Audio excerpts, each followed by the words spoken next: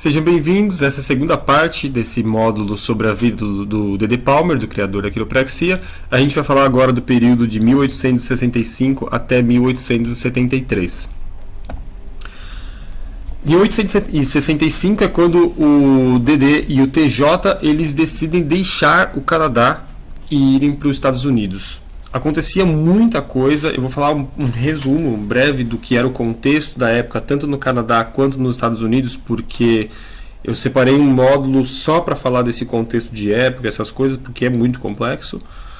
Mas é importante a gente pensar o seguinte: na época estava acontecendo uma crise econômica muito grande no Canadá, estava acontecendo uma guerra civil nos Estados Unidos, e essa relação entre uma crise do Canadá e essa guerra civil rompeu muitos acordos comerciais que já tinha quase 10 anos de importação de material do Canadá para os Estados Unidos. Então o mercado do Canadá ficou muito afetado.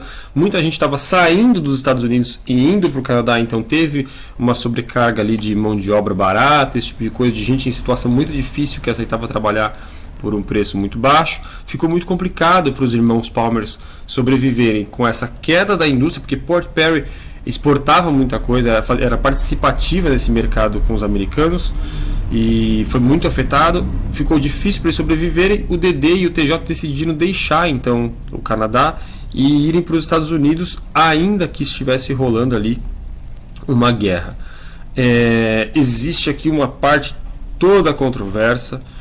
O B.J. Palmer, que tinha, vamos colocar assim, algumas mágoas a respeito do D.D., ele expôs algumas informações, é oficial isso, ele expôs de que para não servir na guerra americana, porque ao migrar para os Estados Unidos, os irmãos Palmer eles teriam que servirem, né, servir na guerra, lutar na guerra e coisa assim, e que para evitar isso o D.D. teria pago, é um termo do tipo pagar para alguém servir no seu lugar. São $500, que era um baita de um dinheiro, e o B.J. diz que o D.D. pagou esse valor para não ter que ir para a guerra nos Estados Unidos. Ele ameniza a crítica moral, dizendo que era contra a política do D.D. guerrear, matar e coisas do tipo, contra a religiosidade do D.D. fazer isso, contra a espiritualidade dele. Mas ainda assim é uma acusação bastante pesada, né? Enfim. A viagem se dá, eu trouxe um mapa da parte da malha rodoviária, ferroviária dos Estados Unidos. Então tudo aqui são a linha de trens mais ou menos dessa época do período de 1870. Então quando o D.D. e o T.J. vão para os Estados Unidos, isso daqui ainda é pouco menos, né? Essa viagem toda vai levar quase 3 meses, então eu fiz uma trajetória dos principais pontos por onde eles passaram, mas não se iluda porque aquilo demorou muito para eles fazerem. Aqui, para vocês terem uma ideia, é uma comparação dessas ferrovias, né, da década aqui de 1870 até 1890, a expansão incrível da quantidade de linhas de trem. E então em 65 é provável que fosse muito menos do que isso. Na verdade, a gente vai até ver por um mapa que daqui para a esquerda, aqui para o oeste, pouquíssima coisa existia.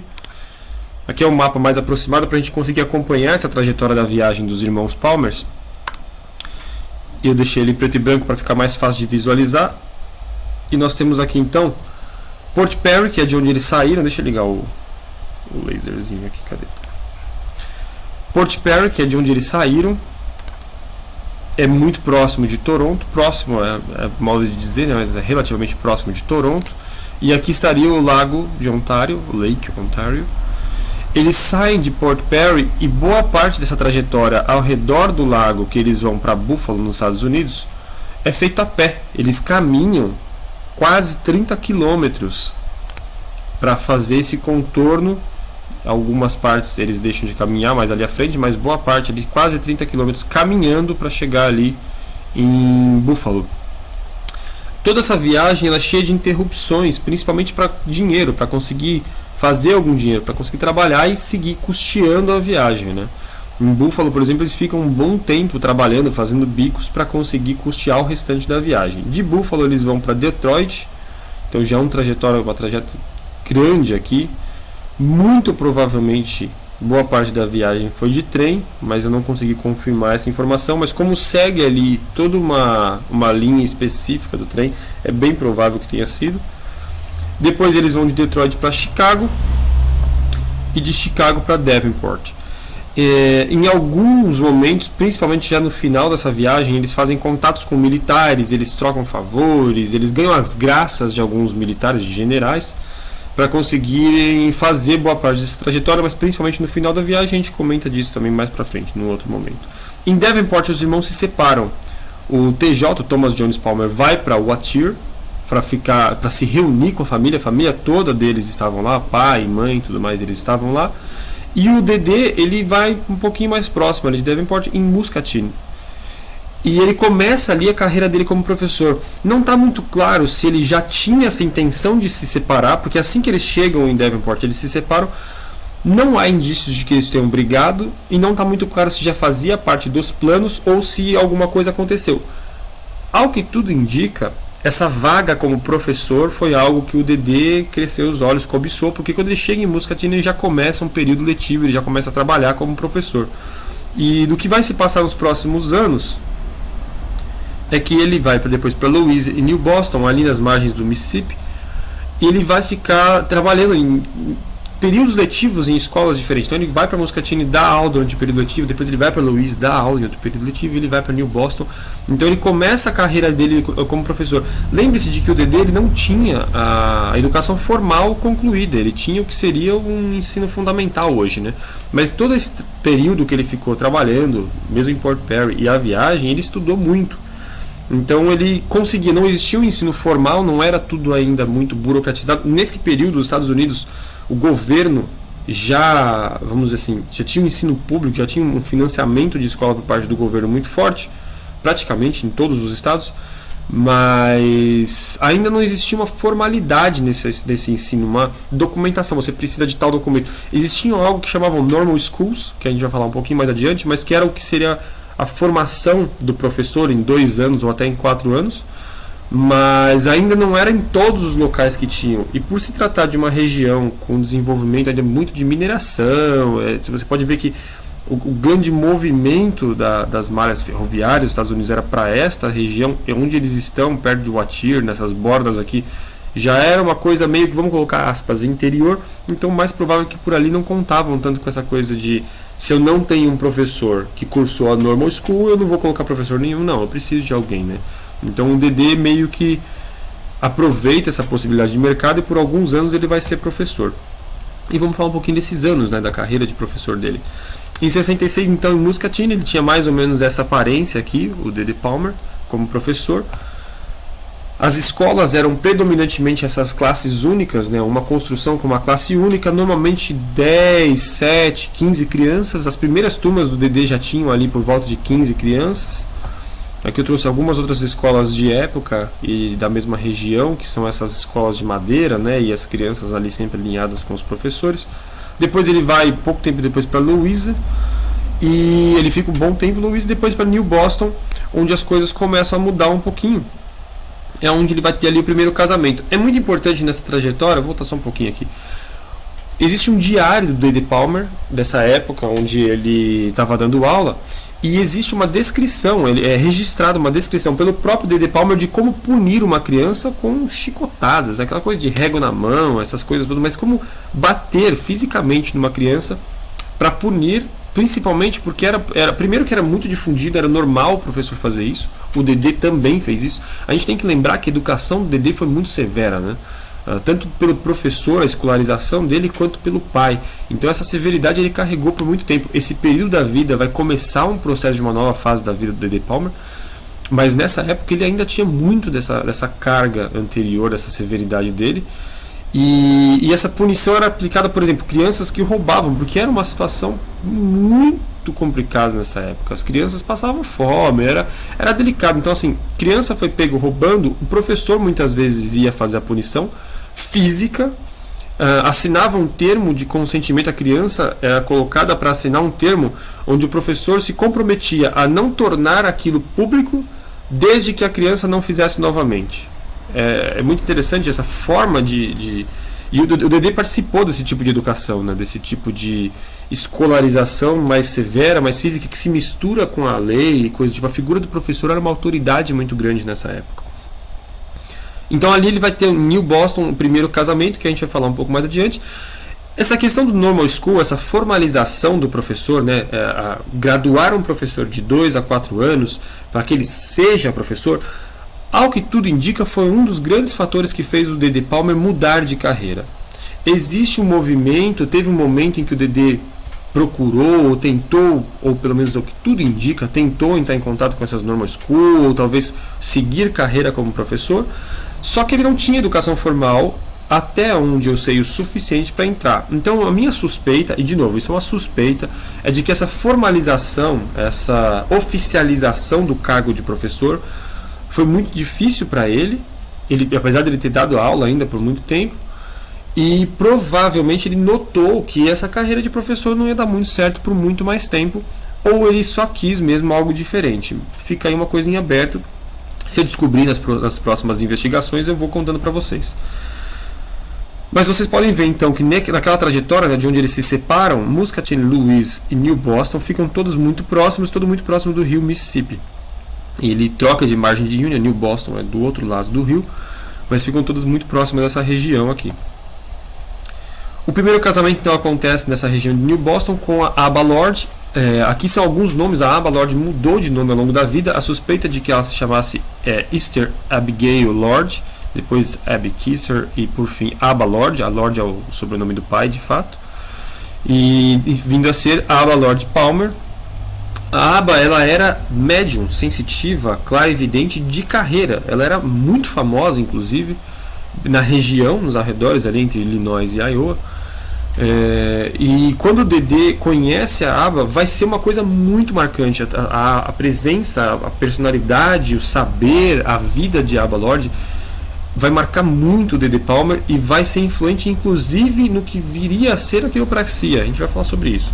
Mas para vocês terem uma ideia, a Aba Lord fazia esses anúncios de jornal, desde diagnóstico de doença, encontrar propriedades roubadas ou perdidas, conversas com o espírito, falar do passado, futuro, ver vidas passadas e coisas do tipo.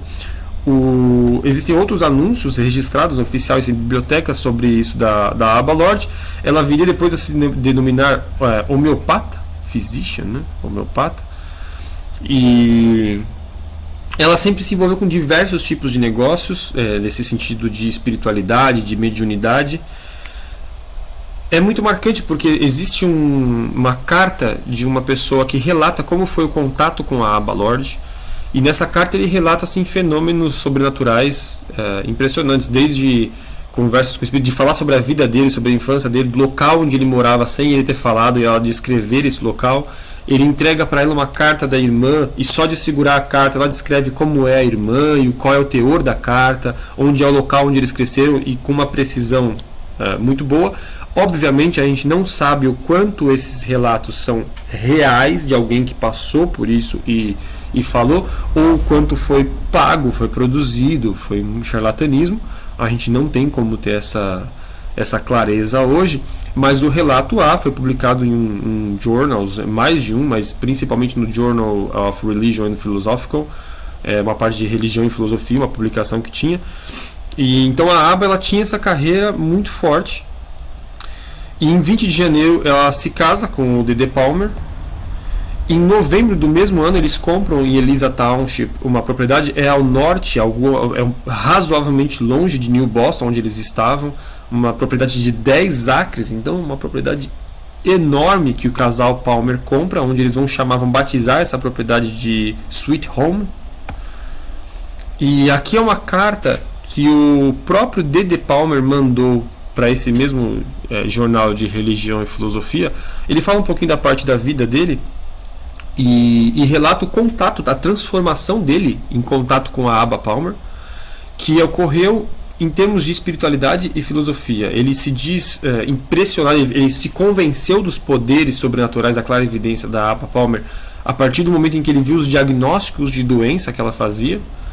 E apesar de ter visto também vários outros fenômenos, a vida espiritual dele começa a se tornar muito agitada. Ele era adventista, então ele relata inclusive isso, que ele cresceu como adventista e que ele tinha uma educação severa, rígida em termos de religiosidade, e que esse contato com essa espiritualidade diferente, mais aberta, mais eclética, fez ele entrar num profundo questionamento a respeito da própria espiritualidade, se afastando inclusive da igreja adventista E reinterpretando muitas das experiências, ele diz que ele tentou conciliar o que ele estava vendo e sabendo racionalmente, né, racionalizando, vivenciando por lógica e por experiência, do que ele tinha como uma crença, como uma rigorosidade bíblica, vamos dizer assim.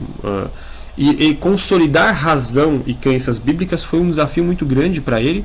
Ele se sentiu ao mesmo tempo muito livre. Ele relata uma sensação de liberdade ao romper com essas regras e toda essa rigidez dos adventistas, pelo menos da época, e com toda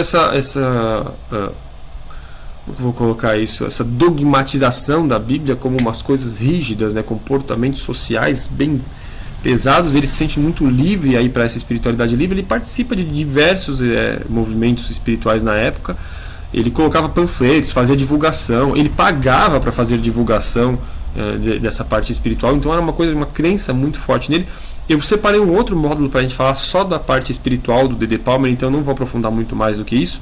Mas, por exemplo, nessa época, por conta do contato com a Abba Lord, ele já deixa de utilizar o termo espírito e usa o termo inteligência para se referir a essas manifestações, esse fenômeno, esse conceito.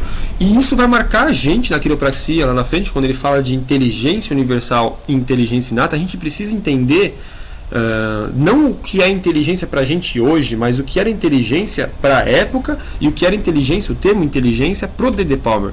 E nessa época, essa troca do termo espírito para inteligência já dá uma pista para a gente de como o D.D. Palmer, o que ele queria dizer quando ele dizia inteligência, né? O divórcio acontece cedo, o casamento deles não dura muito. Em 73 eles se separam. Não parece ser uma separação muito amistosa, a gente não tem muitos registros sobre isso, mas a Abba Lord quase que casa muito rápido com um advogado, já tem algumas brigas sobre propriedade. Ela vende uma parte da posse dela ali do Sweet Home, então não parece ser muito amigável, e eles se separam logo. A Abba depois ela vai se tornar Abba Holton, e por fim ela vai usar esse nome A.L. Astor. No final da vida dela, no final é modo de dizer, mas nos últimos anos mesmo, assim, por muitos anos, ela deixou de lado, ou pelo menos deixaram de existir registros por muitos anos dessa parte de divinação, de sensitividade, e ela se dedicou bastante na carreira política, principalmente quando ela estava se identificando como A.L. Astor. Já não existem registros dela como sensitiva, mas sim se relacionando com essas carreiras políticas, movimentos feministas e pró-voto e coisas assim. Então há admiradores da Abba Lord por conta desse período, e que inclusive eles lamentam muito esse momento conturbado dela como médium, porque talvez tivesse atrapalhado um pouco do nome dela quando ela estava como Abba Lord Astor e coisas do tipo. Então a vida dela também é muito forte, é muito marcante. Ela não é uma mera coadjuvante na vida do D.D. Palmer, ela tem uma história por si só. Então Palmer, já desde o começo, quando eles casaram e foram para Sweet Home em 71 até 81, ele vai se dedicar bastante à apicultura. A apicultura na época não era nem próximo do que a gente pensa hoje, mas apesar de algumas similaridades, mas você vê que não tem muito equipamento, esse tipo de coisa, era mais, como é que eu vou dizer, rústica talvez, um contato mais direto. O Palmer ele vai ser muito forte nesse ramo da apicultura. Ele vai vir a ser o presidente de uma associação de apicultores da região. Então ele vai ser um dos maiores produtores de mel dos Estados Unidos nos anos que viriam. Mas ele não foca só na apicultura ali na região do Sweet Home, da terra dele. Ele planta diversas coisas, ele faz diversos empreendimentos agrícolas, vamos dizer assim. Algumas árvores, ele tenta madeira, ele tenta fazer algumas plantações que não dão muito certo, mas em 74 ele adquire plantação ele pega umas mudas de framboesa. Alguns relatos dizem que ele fez cruzamentos, mas o mais provável é que ele tenha comprado essas mudas de framboesa, que vai ser um outro caixa muito forte para ele. Ele vai produzir bastante framboesa, que ele vai dar o nome inclusive de Sweet Home para essas framboesas. E a gente vai falar um pouquinho mais dessa parte da carreira dele como fazendeiro, vamos dizer assim, apicultor e agricultor. Mas por enquanto a gente para por aqui, porque já é muita informação. O mais importante é saber disso, que a apicultura foi muito forte para ele e que a espiritualidade esteve presente em todo esse momento. Ele colocava folhetos de espiritualidade nos produtos dele, tanto de mel quanto na parte agrícola dele. Quando ele vendia essas coisas, ele já era muito dedicado com essa parte de espiritualidade. Se você curtiu, a gente para aqui por enquanto no segundo casamento deles, né? Muita informação. Se você curtiu, deixa um likezinho no vídeo e segue o canal, que logo mais tem mais vídeos aí sobre o Dedê Palma.